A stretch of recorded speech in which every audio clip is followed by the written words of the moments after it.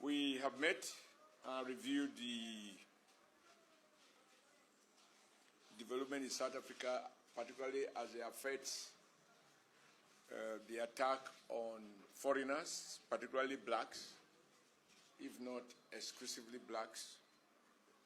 And a lot of these people are clearly Nigerians. Having listened to all the explanations from the authorities in South Africa, these people are neither being accused of being illegal immigrants, nor are they reportedly involved in any illegal activities.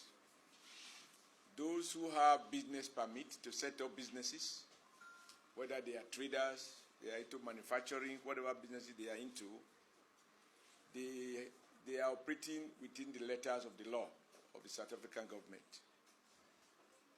Over the past 1 year, virtually every other week, Nigerians are being wasted in one part of South Africa or the other. And we know that the government has had conversation with the South African authorities, drawing their attention to these and other abuses to which Nigerians have been subjected to. But the escalation in attack on foreigners, which include many of whom are Nigerians, have reached a level that is no longer tolerable. At some point, people wonder whether these attacks have the backings of South African government. What has been clear over the period is that the South African authorities has not demonstrated sufficient commitment to bring these attacks to an end. For example, in spite of the fact that many people's lives have been wasted, not one South Africa is known to have been convicted and sentenced to prison on account of his or her role on attack of foreigners, killings of foreigners, and looting of foreign businesses. This recent attack, we have been able to watch some of the comments in South Africa, particularly the one that was made by a Deputy Minister of Police Affairs in South Africa, where, among other things, he not only endorsed the killings and the looting of foreign businesses, he refers to the activities of those foreigners who are into legitimate businesses as tantamount to economic sabotage. These have been very well spread across the country. Number two, the statement credited to the youth leader of the ANC in South Africa also suggests that the ANC as a party in South Africa find nothing wrong in these wanton killings and lootings of foreign businesses and killings of foreigners in South Africa. Of course, it is not a secret that Nigeria contributed over $60 billion to the struggle against apartheid, not only in South Africa, but in Southern Africa. And for some of you who are of my age, you recall that even Nigeria students participated in contributing from their own stipends in the relief fund to support the South Africa struggle. However, what we find completely unacceptable is that whereas South Africans have continued to benefit from the Nigeria business environment and repatriating billions of dollars to South Africa and other places of their choice, the South African authority appear envious of the many jobs and petty trading activities which some Nigerians and other black people are involved in South Africa. The statement by the Deputy Minister of Police to the effect that foreigner dominations of trading and other economic activities in a particular city in South Africa tantamount to economic sabotage, for me, settles it all. To the extent that the South African government has not called that Deputy Minister to order, who appear an official endorsement of the South African authorities. Therefore, having reviewed all of these and other matters, the NWC commend the leadership being provided by President Muhammadu Buhari, first in boycotting the the World Economic Forum that is currently taking place in South Africa. I think that was a decision well taken, and I'm happy that some other African countries have taken the same position. We cannot be talking of Africa economic integration when at the time the world is talking about the role of small-scale businesses as critical to economic growth, not only of Africa but around the world. Those blacks who are involved in those small-scale businesses in South Africa have had their businesses ruined and oftentimes their lives lost. This also happened just few weeks or few months after Nigeria appended signature to Africa Free Trade Agreement. What is the essence of having an Pan-Africa trade arrangement if African governments cannot protect the interests of Africans that are doing legitimate businesses in their country?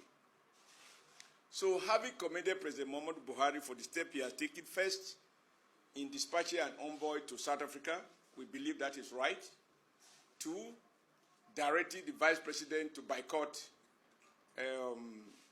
the scheduled participation of Nigeria in the World Economic Forum currently going on in South Africa, and other diplomatic effort that the government is making. We think that we need to make more direct, bold statements to leave South Africa in no doubt that they stand to lose if Nigeria must protect our own national interests exactly the same way as the South Africans are seeking to protect their own national interests by preserving economic opportunities only for South Africans. I think we've come to an era in which Nigeria can no longer talk of Africa as the centerpiece of our foreign policy. It must be Nigeria first, Nigeria second, Nigeria third, and thereafter any other thing that is consistent with the Nigerian national interest. We should no longer sacrifice our own national interests just because we want to be the big brother of a people that does not recognize the role and the enormous and huge sacrifices that our country has made over the years, to protect and defend the interests of the African continent. As we speak, while South African government is envious of the small businesses which Nigerians are involved in South Africa, South African companies are making billions of dollars from the Nigerian economy year in, year out, and repatriating same out of Nigeria. For example, MTN is making huge profit, including sometimes breaching our national laws. And we think that South Africa cannot be envious of those small businesses while their own business giants are smiling to their banks in foreign countries where they keep profit that they repatriate from Nigeria. We are aware that not too long ago, MTN was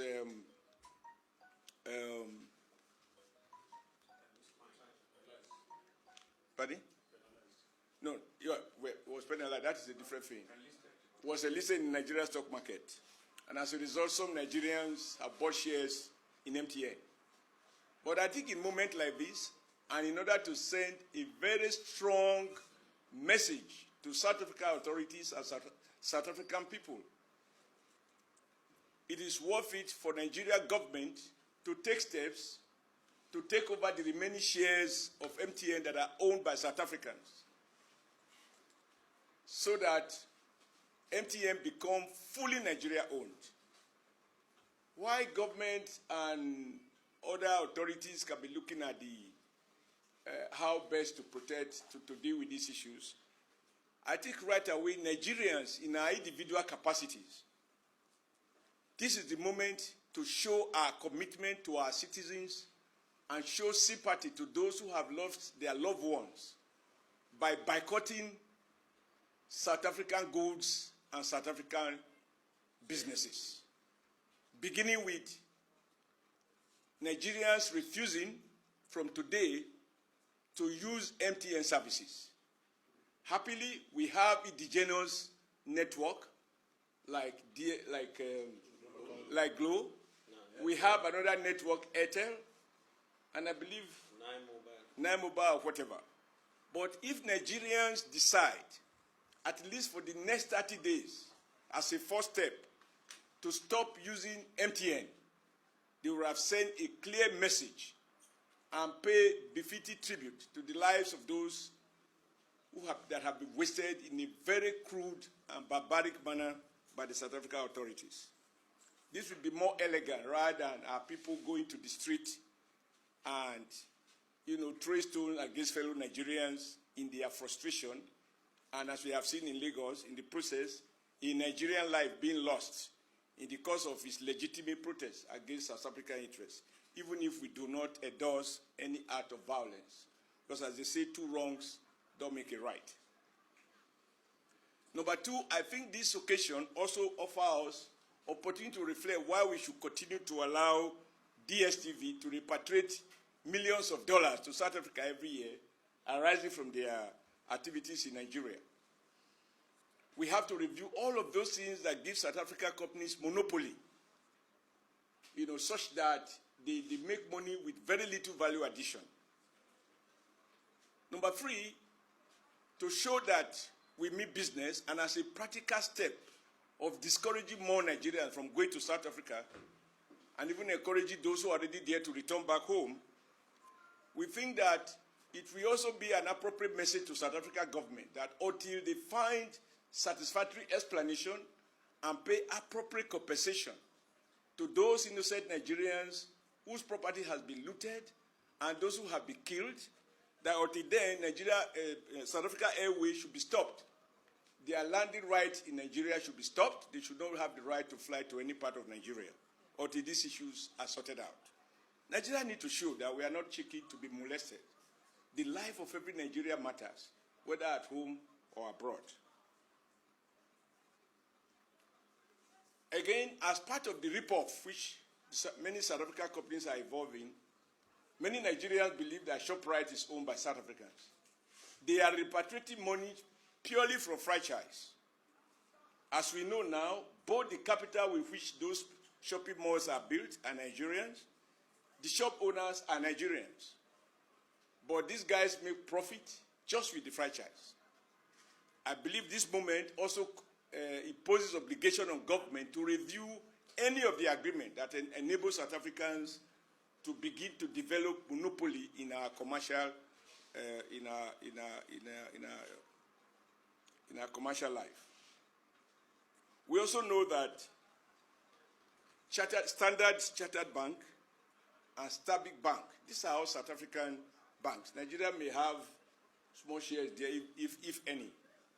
It is time to ask them to wind up so that Nigeria banks can take advantage of their departure to expand their operations and maximize their profit, and Nigeria government make up a legitimate tax from the profit generated by these banks. I believe that taking these and other measures, which the government should be able to do without wasting much time, that we will have enough to save for Nigeria by transferring these businesses